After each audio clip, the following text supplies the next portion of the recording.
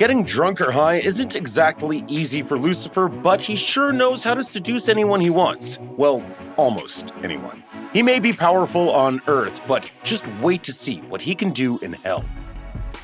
When we first meet Lucifer Morningstar, played by Tom Ellis, he's grown tired of ruling hell and he's left his kingdom for Earth. He becomes the hedonistic owner of the Los Angeles nightclub Lux, where he spends most of his time indulging in every conceivable desire. Only a few glimpses of his powers are initially shown, and most of those are telekinetic or telepathic in nature.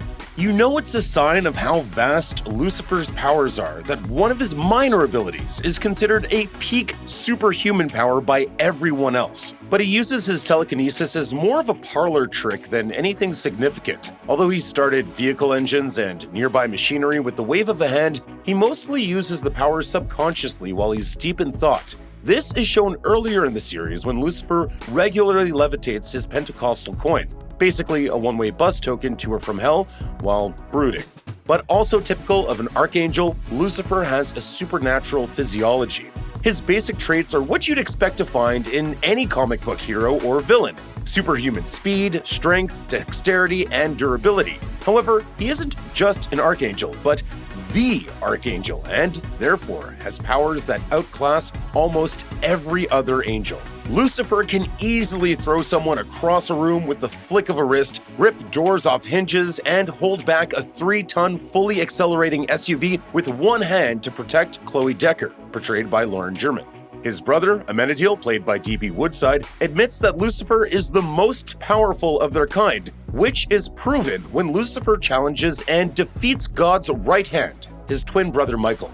Lucifer may prefer a laugh, but that doesn't mean he's not terrifying when roused to anger. That's only if the situation is dangerous enough for him to take anyone else seriously. With humans, Lucifer is like a cat playing with a mouse. He barely puts forward any effort outside of batting away punches and using his enemies' moves against them. It's always clear that he could crush them at any time, but chooses not to. True to form, Lucifer would much rather talk, manipulate, or seduce his way out of a jam rather than get in a physical fight. But even when celestial beings and other supernaturally powered creatures get involved, Lucifer is still dominant. On top of beating Amenadiel and Michael, two of the most powerful angels in existence, Lucifer also easily overpowers Maze, one of Hell's most skilled and ruthless demons, portrayed by Leslie Ann Brandt. The fight only ended because Lucifer had decided he was finished. It's honestly impossible to say how old Lucifer is. He existed even before the creation of the universe, and his lifespan is infinite. This is one of the many reasons he tried to fill his endless life with every perceivable pleasure before he met Chloe and made some real friends. Of course, he is immune to everything that kills humans: aging, negative physical conditions, genetic and contractable illnesses, and poisons and toxins. They simply don't affect him.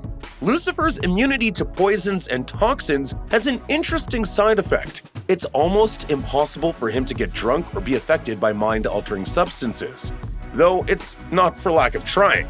As the owner of Lux, Lucifer regularly drinks and is known for mixing a mean cocktail. But he drinks more for the camaraderie and the taste than the effects. While he can be affected by mind-altering substances, his angel physiology burns it out of him so quickly he requires superhuman amounts to just catch a buzz. What humans might see as a gift, however, Lucifer often mourns. Are you drunk? I wish. Pesky supernatural metabolism keeps getting in the way. Still, doesn't stop me trying now. Along with his immunity, he is virtually indestructible. He is able to physically withstand any amount of damage a human or other creature could inflict. Multiple times throughout the series, Lucifer received bullet and stab wounds that would easily kill anyone else. He casually tells a group of gunmen in the pilot episode, Yes, well, don't waste your munitions. I'm immortal. It should be noted that for a few seasons, Chloe was basically Lucifer's kryptonite, and physical proximity to her would render him vulnerable to attack and more prone to being impaired. However, after this was resolved, the only known objects that could actually kill him were the Flaming Sword, a divine weapon powerful enough to kill any being in the universe, and demon daggers, which are forged in hell. During his time on Earth, Lucifer prefers to use his beautiful human face, for obvious reasons. Not only is he deeply vain, but he's trying to pass for human, so he has to look the part. While in this form, it can be easy to forget he's a fallen angel and the king of hell. But Lucifer has the ability to shapeshift into multiple versions of his terrifying demon form. This can range from simply turning his eyes into fiery orbs, revealing his scarred demonic face, or becoming his final form as the king of hell, complete with leathery, clawed wings. When Lucifer doesn't physically change shape, he can still manage to push a mental image of his demon form into any human's mind to terrify them. While Lucifer is mostly in control of his physical appearance, it is also linked directly to his psychological state. His scarred and twisted visage is an outer reflection of his inner turmoil and reveals how he feels about himself. Despite his devil-may-care attitude, Lucifer actually suffers from an enormous amount of guilt over the things he's done and the torture he's forced to inflict as Hell's ruler. This is also reflected in his complicated love-hate relationship with his wings. Lucifer retained his angelic feathered wings when he fell from heaven, but as the millennia passed, he grew more furious with his father. When he finally arrived on Earth, determined to live as a human, the first thing he did was cut off his wings. His defiance persisted until he awoke one day to find his wings were back, and while he cut them off again, they continued to return. Ultimately, just as with Lucifer's demon face, his wings are tied to his self-perception. They only returned after he started forgiving himself for his sins. As Lucifer begrudgingly learns to use his wings again, they grant him even more immense power. He can fly, as would be expected, but he can also do this at the speed of light or faster if he wishes. It appears as teleportation to the human eye, such as in the episode A Devil of My Word, where he flies with Chloe to protect her from gunfire. But despite being a fallen angel and the king of hell, Lucifer's wings give him quite a few unlikely powers, the most significant of which are healing and resurrection. While banished from heaven, Lucifer still possesses the ability to channel divine energy. He can heal humans and other celestial beings. An example is when the demon Maze used a feather from Lucifer's wings on Amenadiel to fully heal a fatal wound. But Lucifer also has the power to raise the dead. There are some limitations. He can't just snap his fingers and the death is undone. His wings afford him the ability to travel and communicate between the dimensions of Earth, Hell, and Heaven. So to return the dead to life, he has to fly to Hell and transport the soul back to Earth. Even then, there is another caveat.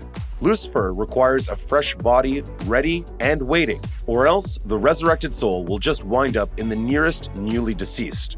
For someone who retained so many angelic powers, one would think Lucifer would have figured out by now that he's not a monster who is beyond redemption. Sure, he's the wayward son and often clashes with the other archangels, but their exasperation with him is not so obvious. While Lucifer himself isn't too concerned about playing hooky from running hell, the natural order has been upended. So obviously there's some tension. But Lucifer is still able to contact his siblings whenever he wishes, opening up a channel of celestial communication by praying to a particular sibling.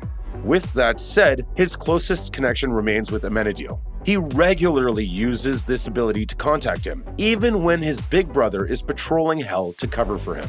Lucifer can also modify this ability to communicate with the spirits of the dead, and he uses it to conveniently discover details at crime scenes. However, unlike his ability to tap into the celestial communication highway, his powers to communicate with human spirits are more limited. So you had a conversation with the dead guy? Oh no, he wasn't quite dead. His soul hadn't crossed the threshold. But as the king of hell, he has some demonic powers to balance out the angelic. Sure, Lucifer may have some angelic powers and is actually a good guy at heart, but make no mistake, he's still, well, Satan. He hasn't been the great tempter for millennia for nothing, and for Lucifer, his favorite form of temptation is carnal. It's hard to deny he oozes sex appeal, and he uses his heightened sexuality to tempt and arouse people. Naturally, he often employs it to his advantage when making a deal or trying to ferret information out of someone. He's an equal opportunity tempter, though. He mostly uses his powers on women, but he's just as happy to seduce men when he feels like it. He has discovered an exceptionally small list of people who are immune to his sexual allure. Just Chloe Decker and her ex-husband, Dan, played by Kevin Alejandro. Though Lucifer has never attempted to seduce Dan thanks to their endless rivalry, the fact that Lucifer's closest friends aren't overwhelmed by his power seems to suggest that the closer he is with someone, the more his power lessens. This could, however, also be Lucifer subconsciously tamping it down, as he doesn't want to manipulate those he genuinely respects and cares about. But what he may restrain around his friends, he unleashes on others. What do you desire? Tell me and it's yours. This is the line Lucifer fans have grown familiar with. He says it virtually every episode. Of all his powers, Desire Exhibition is his most useful tool when it comes to getting information out of suspects or witnesses. With this power, he is able to draw someone's deepest desires and wishes out of them and get them to verbalize them aloud. It's not quite mind control. Lucifer doesn't take over their mind and force it out of them, but it operates more like hypnosis, with only Chloe managing to stay immune.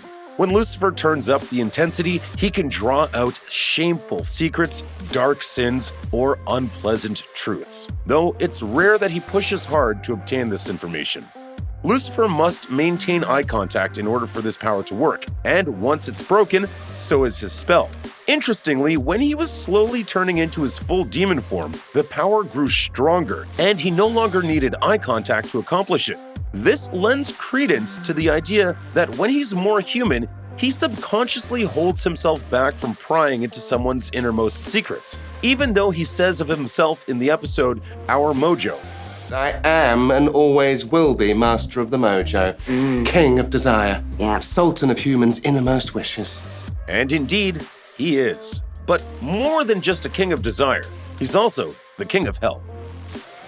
Lucifer may spend 99% of his time on Earth, but despite the fact that he's grown bored and miserable ruling over hell, he's still lord of all demons, and that won't change. Even after years away from hell, Lucifer still maintains total control over the infernal realm.